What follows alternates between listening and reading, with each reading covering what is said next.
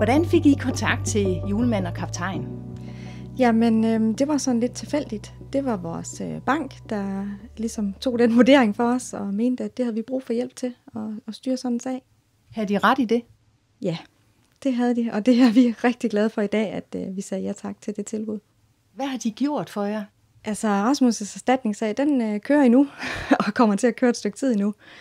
Men de går hele tiden ind og sørger for, at sagen bliver revurderet, og den bliver taget op, og de hjælper i forhold til samarbejde med det offentlige, kontakt til kommunen og sagsbehandlere, og alle de der paragrafer, som man ikke rigtig ved noget om.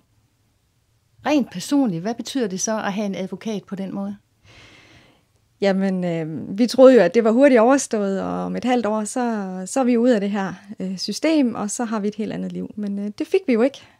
Så de blev lidt en del af huset. Altså, det er ikke sådan nogle vældig fine mennesker som sådan. Det er helt naturligt at tage telefonen og ringe ned og snakke med advokaten, og det er bare en del af hverdagen.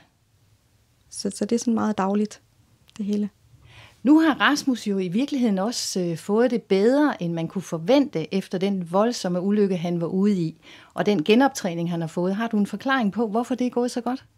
Jamen altså, vi har jo haft tiden til at koncentrere os om at være mor og være far for Rasmus, og om at træne ham mest muligt.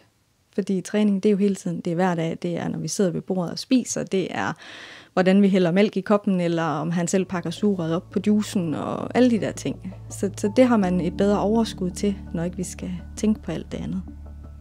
Man tror ikke, at der er så meget papir, der skal udfyldes, og ting, man skal holde øje med, og datoer, der skal overholdes, og aftaler med speciallæger og lægeerklæringer.